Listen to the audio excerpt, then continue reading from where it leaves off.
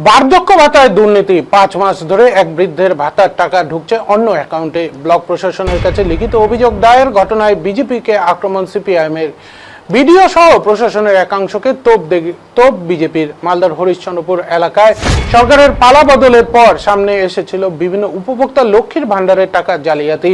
এবার বার্ধক্য ভাতার টাকা নিয়ে দুর্নীতির অভিযোগ সামনে এলো। দীর্ঘ 5 মাস ধরে বার্ধক্য ভাতার টাকা পাচ্ছে না এক বৃদ্ধ।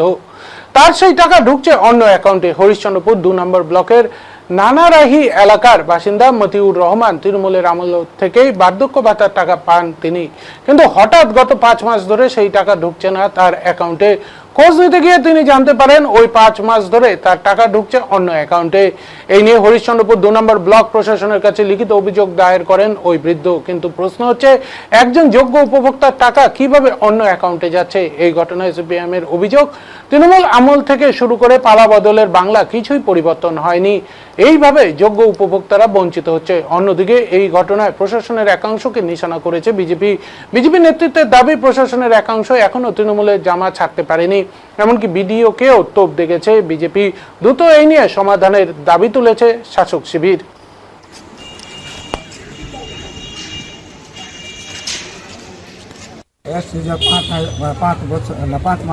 টাকা পাচ্ছেন, আগে পাচ্ছিলেন? আগে পাচ্ছেন। তো টাকাগুলো কোথায় যাচ্ছে? কেমন করে বলবো স্যার, এবার এই 4 মাসের মাথায় পরে এটা খোঁজ করছি, তো দেখছি যে টাকা নাই। তো সবারই টাকা ঢুকছে, আমার টাকা ঢুকে না। অ্যাকাউন্টে যে জিজ্ঞাসা করলাম, তো বললো যে না, টাকা তোমার উঠছে, অন্য অ্যাকাউন্টে চলে যাচ্ছে। অন্য অ্যাকাউন্টে যাচ্ছে? কত মাস ধরে দেখুন? আলোক আছে, না অন্য অ্যাকাউন্টে ঢুকছে? অন্য জায়গা, আমার ওটা নাই। বুঝতে পারলাম যে মানে অ্যাকাউন্টটা চেক করতে যাচ্ছি, তো টাকা ঢুকছে না, টাকা দেখতে পাই না। হ্যাঁ, টাকা উঠছে নিচে, মানে অন্য অ্যাকাউন্টে টাকাটা ঢুকছে, এটা প্রমাণ পাওয়া গেল। কম্পিউটারে আমরা চেক করে দিই। অভিযোগ করলেন? অভিযোগ করলেন? করলাম। এখন ওই টাকাতেই যাচ্ছি, আমরা অন্য কিছু। তৃণমূলের জামানায় এগুলো ভুরি ভুরি দুর্নীতি হয়েছে। আমরা ভেবেছিলাম বিজেপি আসার পরে কিছু পরিবর্তন হবে, তো পরিবর্তন কি, এটা আরও দুর্নীতিটা বেড়ে গেছে, তোলাবাজিটা বেড়ে গেছে সারা রাজ্যেই আমরা দেখছি।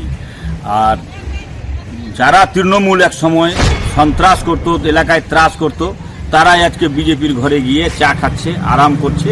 কই, আমরা তো ভাবলাম যে বড় বড় যারা মানে বিনা অনুমতিতে বিল্ডিং করেছে, এ করেছে, সেগুলো ভেঙে ফেলবে সরকার, কিন্তু সব আবার ওই তৃণমূল বিজেপি এক হয়ে গেল, টাকার এপিট আর ওপিট।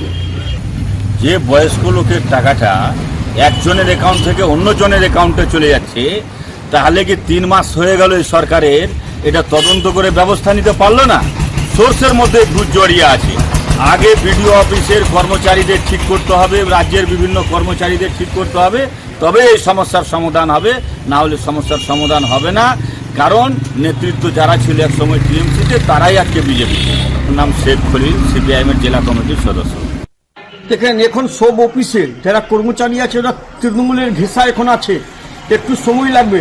আমি এই ব্যাপারে বিডিও সাহেবকে বলেছি যে আপনারা যারা ক্যাজুয়াল স্টাফকে দিয়ে কাজ করাচ্ছেন তারা সম্পূর্ণ দুর্নীতি করছে।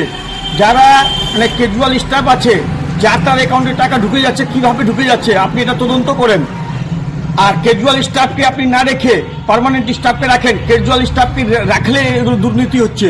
আমরা এই কথাটা বলেছি বিডিও সাহেবকে, এবং বিডিও সাহেব যদি না এটা মানে, তাহলে আমরা বিডিও সাহেবের এগেনস্টে একটা করবো, ইনকোয়ারি বসাবো, যে হতে পারে বিডিও সাহেব ইনভলভ হতে পারে। আমরা বিডিও সাহেবকে বলেছি সব ঘটনা, কিন্তু বিডিও সাহেব বলছে আমার কাছে খবর আছে কিন্তু প্রমাণ নাই। কিন্তু এটাই তো প্রমাণ, একটা বয়স্ক ভাতা অন্যর অ্যাকাউন্টে ঢুকে যাচ্ছে, এটা তো প্রমাণ। তো উনি দেখছেন না, আমরা দেখছি।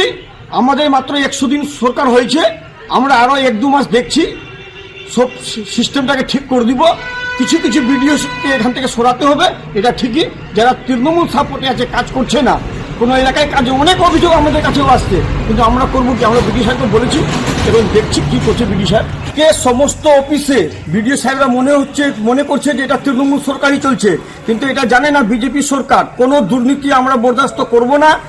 যে অ্যাকাউন্ট হোল্ডারের টাকা অন্যর অ্যাকাউন্টে গেছে সে টাকাটা ফেরত করে দিতে হবে, যিনি এই টাকাটা মেরেছেন অন্যর অ্যাকাউন্টে তার এগেইনস্টে এফআইআর করতে হবে এবং তার প্রতি ব্যবস্থা নিতে হবে। যদি ব্যবস্থা না হয় তা আমরা ভারতীয় জনতা পার্টি ছেড়ে কথা বলবো না কোনো বিডি সাহেবকে। এই দুর্নীতি আমরা বরদাস্ত করবো না, এটা আমরা বলে দিচ্ছি এখনো এবং আগেও বলেছি। আর বিডিও সাহেবের অফিসেও গিয়ে বলেছি, বিডিওরা যদি মনে করে যে এটা তৃণমূল সরকার কিন্তু এটা ভুল করছে, এটা ভারতীয় জনতা পার্টির সরকার, আমরা দুর্নীতির সঙ্গে কোনো আপোষ করবো না। যার অ্যাকাউন্ট হোল্ডার তার অ্যাকাউন্টে টাকা ঢুকবে, অন্যর অ্যাকাউন্টে টাকা ঢুকেছে সেই টাকাটা ফেরত নিবার দায়িত্ব হচ্ছে বিডিও সাহেবকে, তাকে পাইয়ে দেওয়ার জন্য। যে অফিসার যাকে দিয়ে আপনি ডাটা এন্ট্রি করিয়েছেন সেই এগুলো গন্ডগোল, তার এগেইনস্টে এফআইআর করতে হবে বিডিও সাহেবকে। যদি বিডিও সাহেব এফআইআর না করেন তাহলে আমরা বৃহত্তর আন্দোলনে গিয়ে বিডিও সাহেবের এগেইনস্টে এফআইআর করাবো। আজকে যতটি এগুলো দুর্নীতি বের হচ্ছে 5 মাস 6 মাস আগের, এগুলো সব তৃণমূলের আমলে হয়েছে। আমাদের আমলে যে 100 দিনে আমাদের হয়েছে সরকার আসা, এই আমলে যতটি ডাটা এন্ট্রি হয়েছে একটাও কেউ প্রমাণ দিতে পারবে না ভুল হয়েছে। আমরা স্বচ্ছ হিসাবে কাজ করছি এবং আমাদের একদম স্ট্রিক্টলি অর্ডার দেওয়া আছে, কোনো দুর্নীতির সঙ্গে আপোষ নাই। কিন্তু যতটি দুর্নীতি বের হচ্ছে তৃণমূল আমলের দুর্নীতি বের হচ্ছে, এটাকে